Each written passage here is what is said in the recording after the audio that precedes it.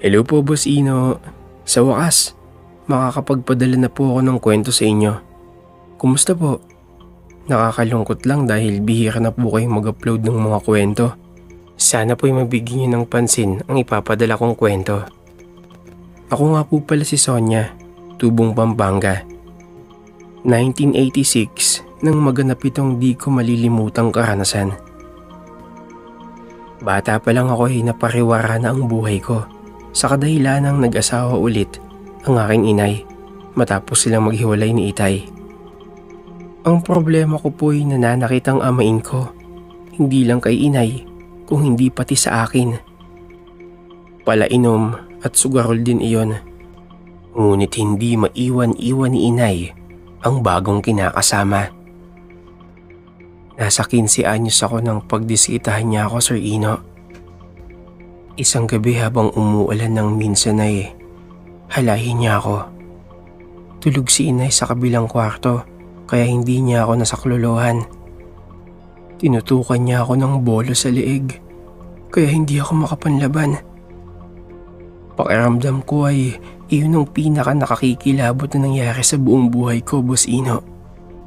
Parang ninakaw niya ang kamusmusan at dignidad ko. Yun bang nanliit ako sa sarili ko at pakiramdam ko yung dumi-dumi kong babae.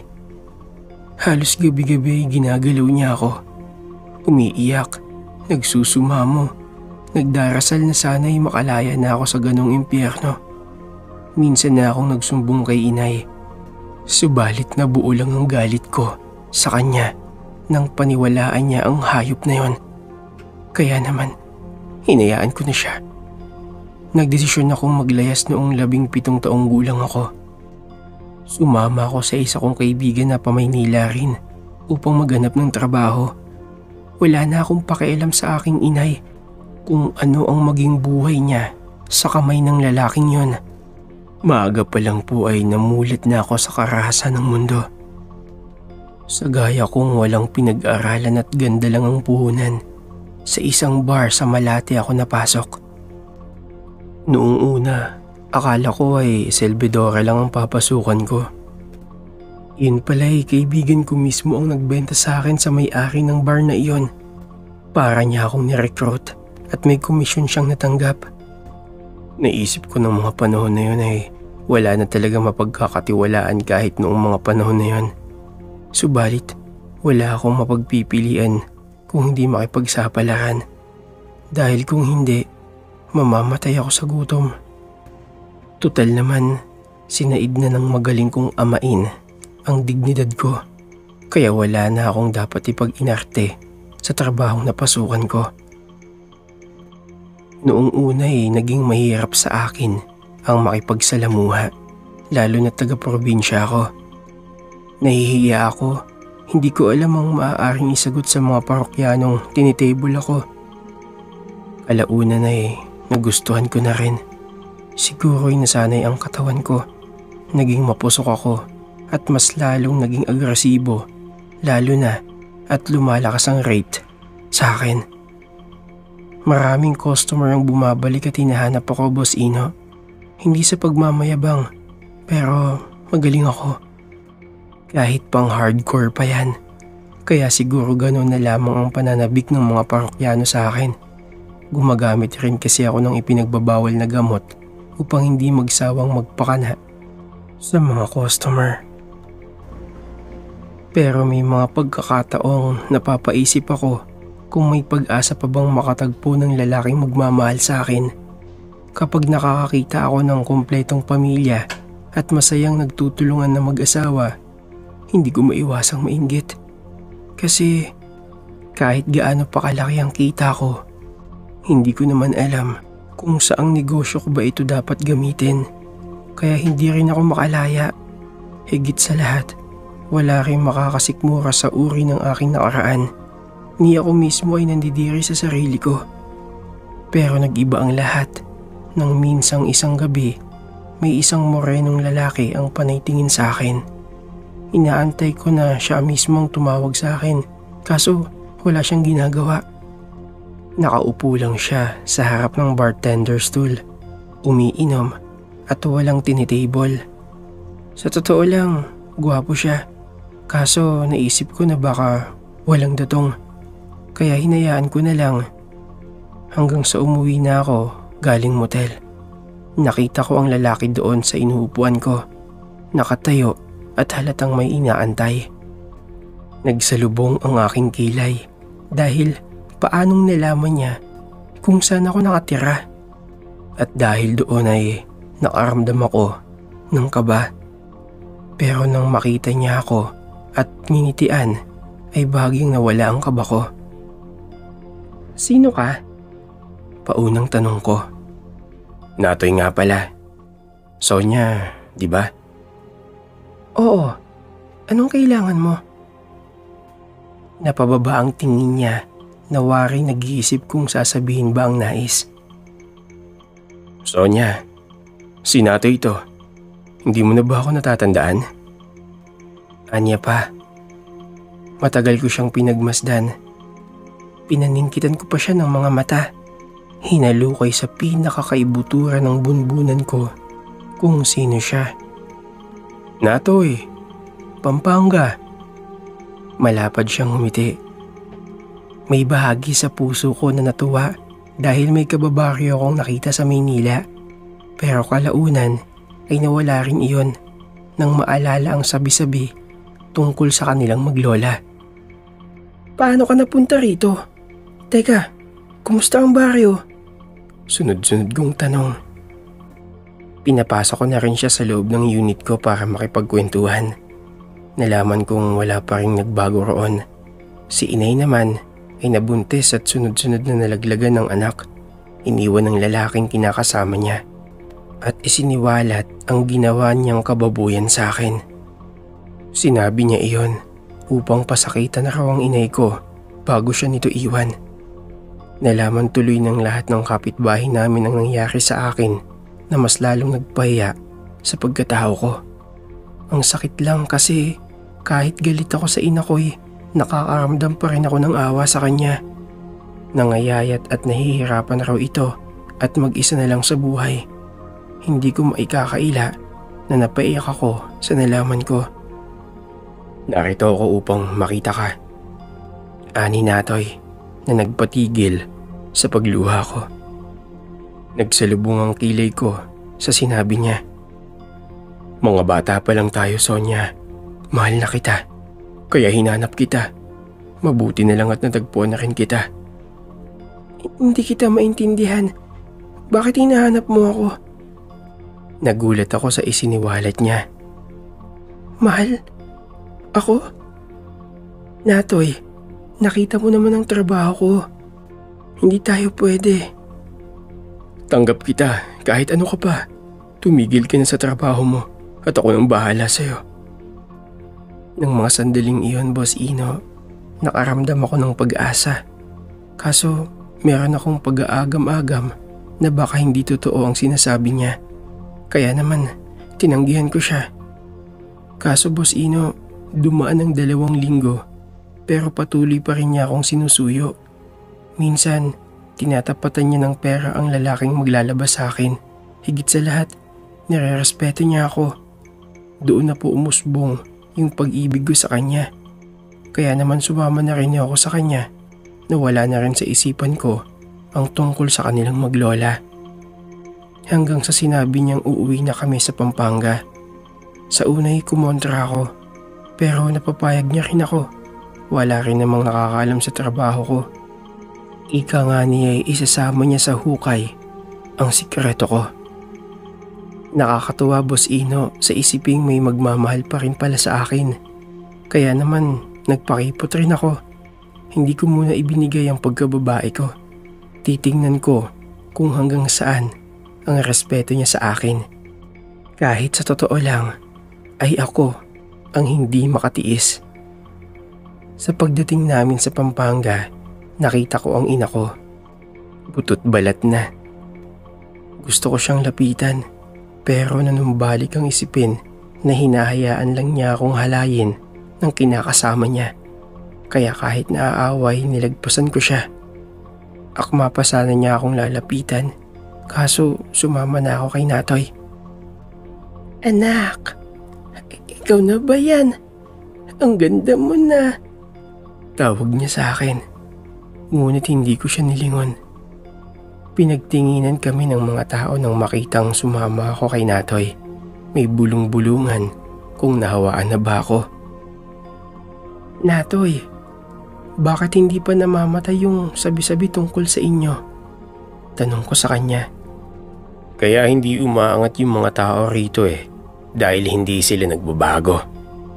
Tugon niya na masamang nakatingin sa mga tao.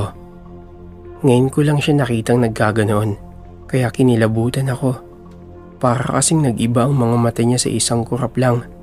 Kaso naisip ko na baka guni-guni ko lang iyon. Bahagyang umangat ang buhay nila Natoy. Noong isang taon rin, namatay ang kanyang lola dahil sa sobrang katandaan. Kaya mag-isa na lang siya. Dahil may lupa sila'y yun ang pinagyaman niya. Sadyang napakasipag niya. Ngunit kapansin-pansin sa bahay niya na may umaalingasaw na masangsang kahit malinis naman ito. Kapag umaalis siya ay naglilinis ako ulit. Baka kako hindi lang nasasabon. Nawawala rin naman ang amoy. Pero kinabukasan, bumabalik na naman ang sangsang nito. Gustong gusto kong magreklamo, Boss Ino. Pero pinipigilan ko ang sarili ko. Bago lang kaming nagsasama. Kaya dapat maging maayos ang pakikitungo ko sa kanya. Hanggang sa isang gabi, Boss Ino, hindi ko na talaga matiis ang tawag ng laman na hinahanap-hanap ng katawan ko. Niyaya ko na si Natoy na gawin namin ang ginagawa ng mag-asawa. Nakita ko ang malapad na ngiti na pumaskil sa kanyang mukha. Handa ka na bang mag-isa tayo? Dapat unang gabi pa lang, makabuo na tayo. Malambing niyang bulong sa tenga ko habang inaamoy-amoy ang leg ko. Nakiliti naman ako sa ginawa niya. Sinimulan niya akong halikan sa leeg hanggang sa madako sa labi ko. Halos maduwal ako nang maamoy ko ang laway niya. Medyo malapot na animoy buong linggo siyang hindi nagsipilyo ng ngipin. Pero sa pagkakaalam ko'y nagsisipilyo naman siya ng ngipin. Mabilis akong kumalas sa pagkakahalik ko sa kanya. Ang pakla ng lasa. Ngunit muli niya akong hinila at pagkatapos ay hinalikan ulit. Nakapagtataka Sir Ino na hindi na ganun kalapot at kabaho ang kanyang laway na kanina'y pinandidirihan ko. Mabilis iyon nawaglit sa aking isipan nang mag-init ang pakiramdam ko. Bumalik ang pananabik ko sa tawag ng laman. Sa totoo lang, Boss Ino, dinaig ko pa ang nakainom ng droga ng gabing iyon dahil hindi lang isang beses na may nangyari sa amin. Paulit-ulit na may nangyari hanggang sa mawalan na ako ng malay. Matapos ang unang gabi namin ni Natoy ay sumadya sa akin ang inay ko. Kaawa-awang itsura ang bumungad sa akin nang pagbuksan ko siya ng pinto. Anak, umalis ka na riyan. Hindi mo alam ang pinapasok mo. Mapanganib si Natoy. Babala niya sa akin, sabay hawak sa mga kamay ko. Ngunit mabilis ko iyong inagaw. Mapanganib? Bakit? Noong binababoy ako ng kinakasama ninyo, hinayaan niyo lang, di ba? Ngayong may nagmamahal sa akin, kukontrahin niyo pa? Ayaw niyo talagang sumaya ko, ano? Kasi makasarili kayo. Walang ibang iniisip kundi ang sarili ninyo. At gusto niyo lang bumalik ako sa inyo upang maambunan sa kung anong meron ako ngayon, di ba? Kaya ka kinakarma, di ba? Alam ko po na sumobra ako. Pero ng oras na yun kasi ay sumabog na talaga ako.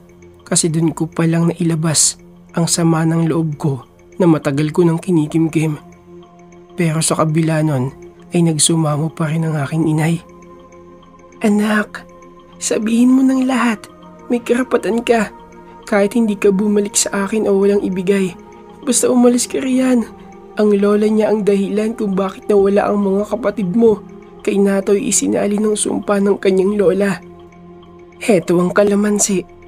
Ipatak mo sa pagkaing ihain sa'yo ng asawa mo nang makita mo na totoo ang sinasabi ko.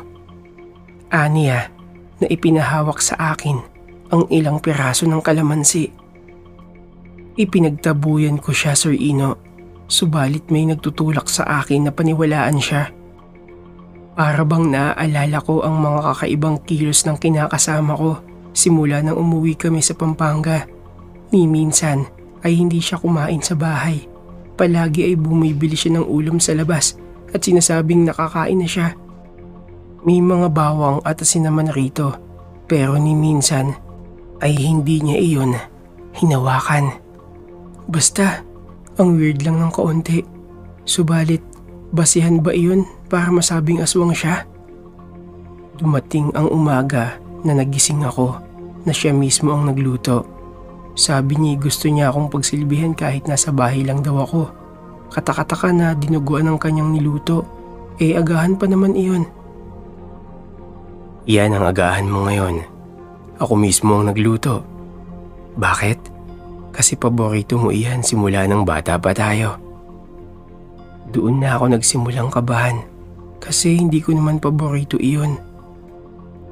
Isa pa, tumingin na rin ako sa basurahan upang makita kung may mga pinaglinisan ng karne na itinapon roon. Subalit wala akong nakita. Nagkunwari akong masaya at niyakap siya. Hinintay niya pa na isubo ko iyon. Pumasok ka na, mahal. Magbabanyo na muna ako bago kumain. Panigurado, marami akong makakain ngayong umaga. Iba ang ngiting pinukol niya sa akin. Parang may kahulugan, pero hindi ako nagpahalata. Nang makaalis na siya, ay huminga ako ng malalim. Umaasang mali ang hinala ni inay. Nanginginig pa ako nang patakan ko ng kalamansi ang dinuguan. Noong una ay normal lang. Hinalo ko iyon, pero walang nangyari. Napakamot ako ng ulo. Ngunit ilang segundo lang lumipas ay parang asido na bumula-bula ito. Umalingasaw ang amoy ng ulam. Parang yung sangsang ng bahay kapag hindi ko nililinisan. At kapag sumobra ay parang ng burak. Nakakadiri. Naduwal talaga ako nang may makitang daliri ng sanggol. Naitapon ko ang plato at dali-daling nagsuka.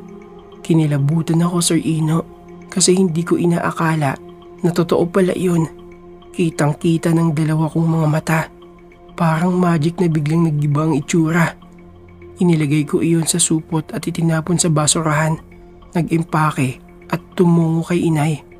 Takot ako na baka balikan ako ni Natoy dahil sa natuklasan ko. Akala ko mahal niya ako, pero bakit papakainin niya ako ng karne ng tao? Hagulhol ko habang nakayakap sa kanya. Iyon niya ang dahilan, anak. Balak kanyang yang gawin, kaya naman kailangan niyang pakainin ka ng ganun. Maganda ka dahil paniguradong manggugulo iyon. Gustong ipaalam ni inay sa mga kababaryo namin ang nalaman ko, subalit pinigilan ko siya. Ayaw ko ng gulo. Pero kapag nanggulo siya, aba, ipapadumog ko siya sa taong bayan. Kinagabihan ay takot na takot ako. Hindi ako hinanap ni Natoy dahil hindi siya nagtungo sa bahay. Mukhang hindi niya ako ipinagtanong. Marahil alam na niya na nalaman ko ang kanyang sikreto. At hindi kami nagkamali.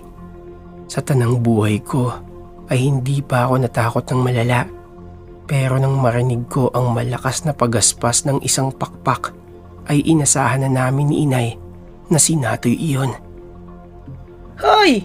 Tigilan mo na ang anak ko! Kung ayaw mong matusta ng kababaryo natin, mga animal kayo! Hindi na kayo nakontento sa mga sanggol ko! Pati ba naman itong panganay ko'y aangkinin mo? Yawa ka! Matapang na sigaw ni inay. Lalabas na sana siya upang harapin si Natoy. Kaso mabilis ko siyang pinigilan. Ayaw ko siyang mapahamak. Toy, maawa ka na lang sa amin. Hayaan mo na lang ako. Hindi ko kayang magmahal ng kagaya mo. At kung totoo yung damdamin mo sa akin, Naway, palayain mo na ako. Pagsusumamo ko habang tumutulo ang luha ko. Sa totoo lang kasi, minahal ko na rin siya pero ayokong maging aswang kagaya niya. Maya-maya'y narinig namin ang pagaspas ng pakpak na papalayo na. Siguro'y naintindihan niya ako. Kinabukasan na rin nun ay nalaman namin na wala na siya sa kanyang tinitirhan. Umalis na. Inaamin ko na nasaktan ako. Di man lang kasi kami nakapag-usap ng harapan o nakapagpaalaman ng maayos. Pero siguro'y mas okay na iyon. Naging maayos ang relasyon namin ng aking inay. Ako na ang nag-alaga sa kanya. Inayos ko na rin ang buhay ko. Ngayon ay may sarili na akong pamilya at hindi nawawala sa baon ng mga anak ko ang kalamansing minsang nag-iwas sa akin mula sa pagiging aswang.